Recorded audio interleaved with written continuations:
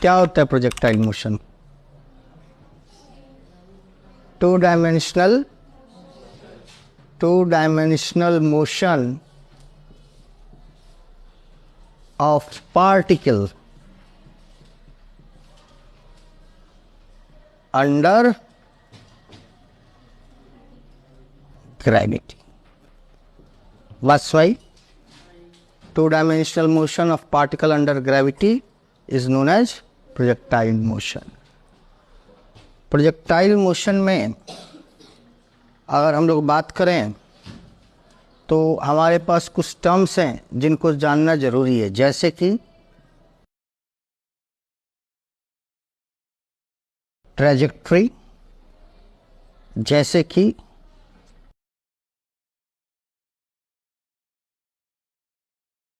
Angle of projection,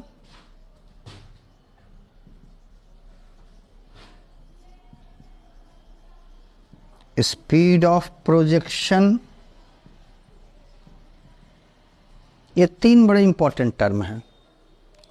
तो trajectory क्या होता है? ये होता है the shape of the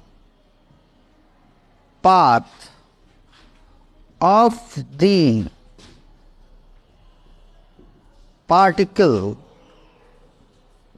during journey. What is trajectory? The shape of the path. Angle of projection, the angle between initial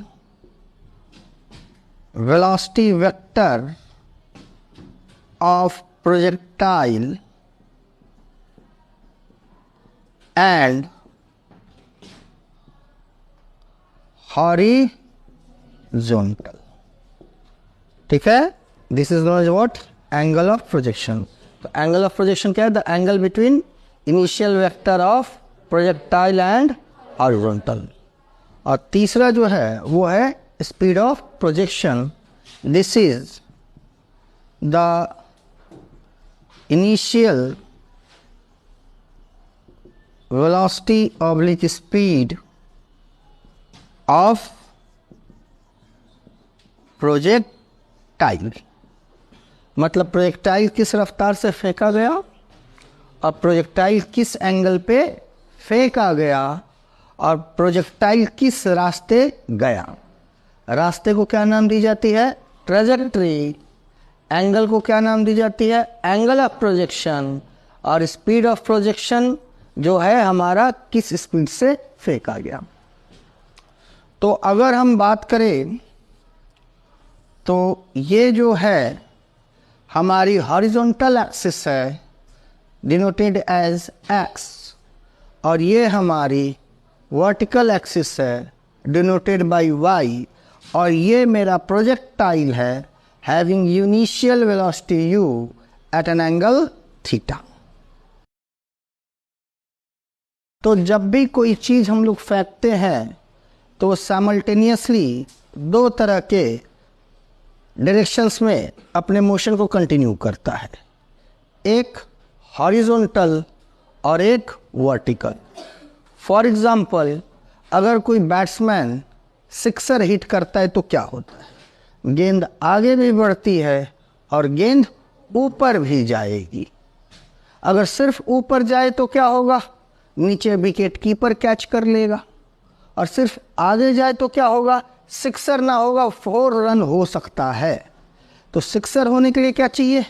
गेंद ऊपर भी जाए और गेंद आगे भी जाए। तो ऊपर ले जाने की जो जिम्मेदारी होगी, इस u को हम दो कंपोनेंट्स में क्या करेंगे? रिजॉल्व करेंगे और इसे नाम देंगे u cos थीटा और इसे नाम देंगे u sin थीटा। ये जो u cos थीटा है ये पार्टिकल को क्या करेगा? आगे लेके जाएगा। जहां तक बात करी जाए u sin थीटा की, तो ये पार्टिकल को क्या करेगा? ऊपर लेके जाएगा। अब अपार्ट ऑफ फ्रॉम फिजिक्स थोड़ा सा दिमाग लगाओ, अगर किसी बैट्समैन ने सिक्सर हिट करा और उसका u cos थीटा कम हो तो क्या होगा? क्या होगा, बाउंड्री लाइन से पहले ही कैच हो जाएगा, क्योंकि बाउंड्री लाइन क्रॉस करने के लिए आगे बढ़ना जरूरी है, और आगे बढ़ने की जिम्मेदारी किसके पास है, u cos थीटा। बस वही। और अगर हम बात करें u sin थीटा की थोड़ी कम हो तो क्या होगी, हो सकता है बाउंड्री क्रॉस करे, हो सकता है बाउंड्री ना क्रॉस करे, लेकिन उसकी हाइट कम होगी। हाइट क्यों कम होगी, क्योंकि ऊपर ले जाने की जिम्मेदारी किसकी है, u sin थीटा की। बस वही। तो अगर हम इस पूरे मोशन को x और y दो अलग अलग कंपोनेंट्स में देखने की कोशिश करें तो इनिशियल वेलोसिटी फॉर y हमें कौन मिल गया बेटा, u sin थीटा, और इनिशियल वेलोसिटी फॉर x हमें कौन मिल गया, u cos थीटा। आगे बढ़ते हैं। तो एक्सेलरेशन ड्यू टू ग्रेविटी कैसे काम करता है, वर्टिकली डाउनवर्ड। तो एक्सेलरेशन ड्यू टू ग्रेविटी जो है वो y में ही काम करेगा। माइनस साइन क्यों लगाया, क्योंकि वेक्टरली वो किधर काम कर रहा है, नीचे। और अगर हम बात करें अलोंग एक्सेलरेशन तो किसी भी तरह का एक्सेलरेशन x एक्सिस पे नहीं है। लेकिन इसमें कुछ कंफ्यूजन्स जनरेट होते हैं, क्या एयर फ्रिक्शन काम नहीं करेगा, ऑब्वियसली करेगा, लेकिन as per the standard of your syllabus हम लोग हॉरिजॉन्टल एक्सेलरेशन को कंसीडर नहीं करते, यानी कि हम लोग एयर फ्रिक्शन को कंसीडर नहीं करते। हाँ, कुछ एक क्वेश्चंस में आगे कंसीडर किया गया है, वहाँ पे हम लोग क्वेश्चंस को विद क्वेश्चंस एंड एग्जांपल्स समझने की कोशिश करेंगे कि horizontal acceleration air friction calculate करने पे हॉरिजॉन्टल और वर्टिकल एक्सेलरेशन पे क्या फ़र्क आएगा। फिलहाल के लिए इसे हम लोग पढ़ेंगे नहीं। अभी हमारे पास कितने एक्सेलरेशन है, सिर्फ एक, और वो कौन सा एक्सेलरेशन है, vertical acceleration, that is gravity. Horizontal acceleration मेरा क्या है, 0। याद होगा डाउट किसी को। आगे बढ़ते हैं। अब displacement along horizontal is denoted by x and displacement along y is denoted by symbol y। Clear है। अब u हो गया, a हो गया, s हो गया, बचा कौन, t। तो t दोनों केसेस में एक हुई होंगे, अलग अलग नहीं होंगे, क्योंकि गेंद जैसे जैसे आगे जाएगा वैसे वैसे ऊपर भी जाएगा। तो यहाँ की टाइम और यहाँ की टाइम दोनों टाइम में क्या होंगी, सेम। आगे बढ़ते हैं। अब अगर हम इस इक्वेशन की मदद से x की वैल्यू निकालने की कोशिश करें तो ut plus half at square for x। तो u फॉर x क्या है बेटा, u cos theta dot t plus half a for x क्या है, 0 dot t square is equal to x। तो implies that t is equal to x upon u cos theta. बस वही। आगे बढ़ते हैं।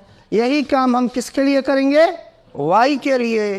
तो क्या बन जाएगा, u for y t plus half a for y dot t square. तो u फॉर y क्या है बेटा, u sine theta dot t की वैल्यू कितना निकाल रखा हम लोगों ने, x upon u cos theta minus half a y कितनी है, g, और t मेरा कितना आ गया, x square upon u square cos square theta.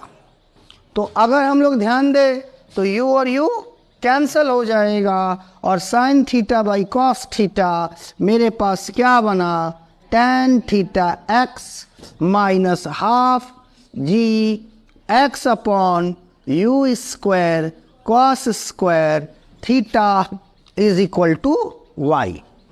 बस राइट। और यहाँ पे आप देखें कि पार्टिकल x और y की इसकी पोजीशन क्या है, और इसी को कहते हैं जनरल इक्वेशन। क्या कहते हैं, जनरल इक्वेशन ऑफ प्रोजेक्टाइल, या फिर इसे क्या कह सकते हैं? इक्वेशन ऑफ ट्रेजेक्ट्री ऑफ क्या? प्रोजेक्टाइल। बात सही कि नहीं? कोई डाउट?